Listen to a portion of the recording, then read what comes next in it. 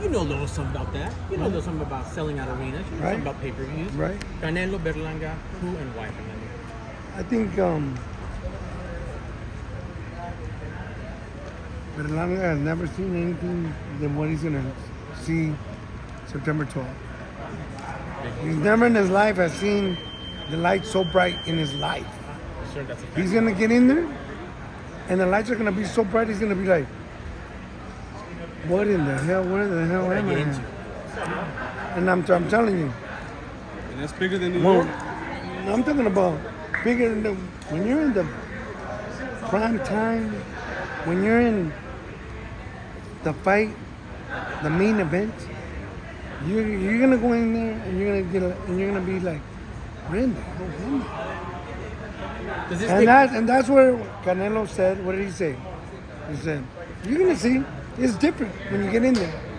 It's different." And I talked to Canelo when I saw him at Capetillo's gym. I go, "Campeón, you were saying about, how bright the lights are," huh?" And he goes, "You're right.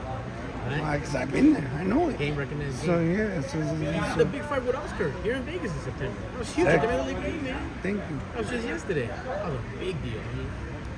Hey, Fernando, question for the American fans. Can you break down what did he say? What Canelo said? He's going to give him the putiza of his life? What does that mean? Putiza means the ass kicking of his life.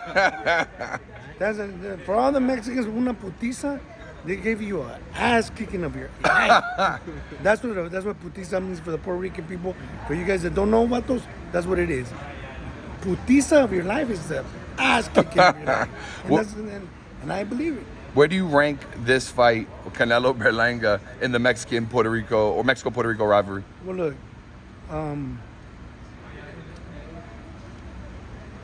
Berlanga has not really accomplished. He's not even world champion.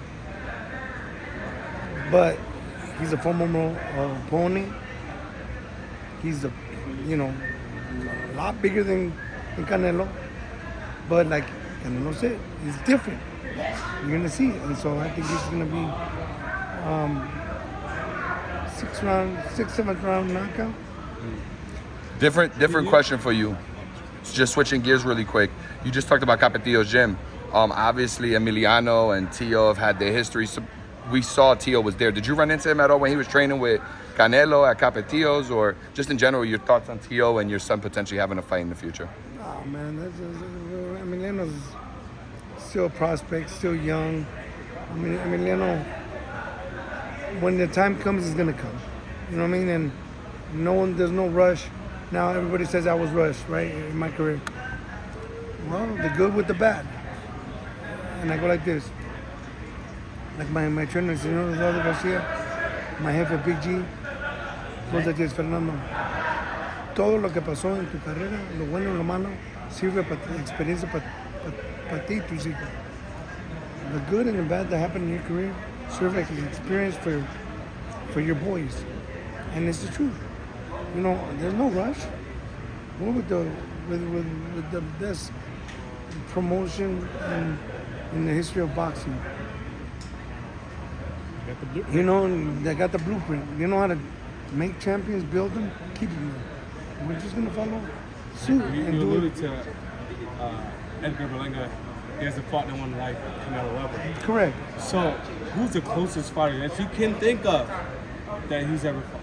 I don't even think he's fought nobody in the top 10. So I can't tell you. I mean, who did he fight? He hasn't fought no names. So, but it's a good fight. It's a good fight because he's a lot bigger. And that strength. It could be a one-hitter quitter, but when you're in there with a technician like Canelo, it's a different story. Do you think Berlanga has a chance for a lucky punch at this level, or not even that?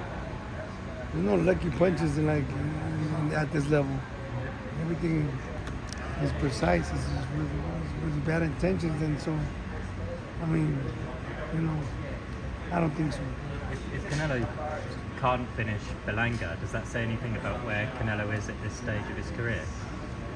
Considering where the odds are, and he's talking about finishing him in the 6th round. But this guy's young. This guy's young. What is he? In an early, not even 30, right? So. I mean, Canelo's up there already, and he's been in some good fights with great fighters. You know what I'm saying? So 60 plus. 60 plus fights. So it's wear and tear on your body. But could Berlanga do something? I don't think so. But he has to think that he can. You know what I mean? Because he got the opportunity. So, but like I said, he's gonna see that it's gonna be this different. It's different. Who can, in your opinion, give Canelo the best fight and possibly win? I mean, Benavidez is the only one that can give it. But look, there's more risk for Canelo. He's going up and up and up and up and up in weight. You know what I mean? It's like, and you gotta understand when you're fighting a guy like Benavidez, what is it, 175? Mm-hmm. You think he doesn't come down for 230 pounds to 175? Easy. Or 200. Or 205 or 220. He comes down to that. To 175. More risk for Canelo. But does Canelo have the skills? Absolutely. We don't know if that fight happens because, Benavidez moved down to 175, and at 175 we have Bivol, who Canelo lost to. And possibly Benavidez will fight Bivol. What do you think about that fight? That fight might actually happen. Not Canelo, Benavidez. Well, Bivol, he has, Canelo wants to get a rematch. I'm sure he does. You know what I mean? But we'll see. If he gets to 200 million, I bet you he skips Bivol. I bet you he skips Bivol.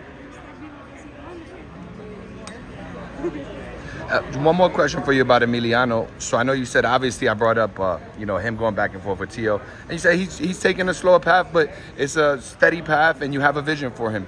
There's a lot of prospects in his division. Who could you see him in there with, who's maybe not a champion, but somebody along his level that is also notable? Tell me who are the names. I mean, 135 has got a lot. You got Keyshawn Davis at 135. I mean, the top-ranked fighter, Abdullah Mason at 135. There's some guys there. Well, I mean, all those fights are possible in the future. Well, they got to be built up. Those guys, if you guys are not in boxing, don't know who Abdullah and Sure. and those guys are, right? Sure. Now, right now, Emiliano doesn't have, what's his record? Ooh. Yeah. 11-0. 11-0, right? And I'll give you an example. He walks into the arena, everybody knows him. People know. Yeah, he looks like his daddy, but Where did he come from? Where did he come from? Well, not so. but they walk in. That's why those Keyshawn guys they were like tripping or acting crazy over there, like they wanted to get down over there in LA. Yeah. I'm like, you guys need to calm down. Why are you guys mad? You guys mad because you guys walk in and nobody knows that you guys are fighters or prospects. And my son comes in and everybody knows who he is. Now, don't get mad at us. Get mad at God, not me, not us. That's what it is. Thank you. Appreciate that. Appreciate your time. And Emmy looks like you, but obviously they call your sons. But how different is he from you as a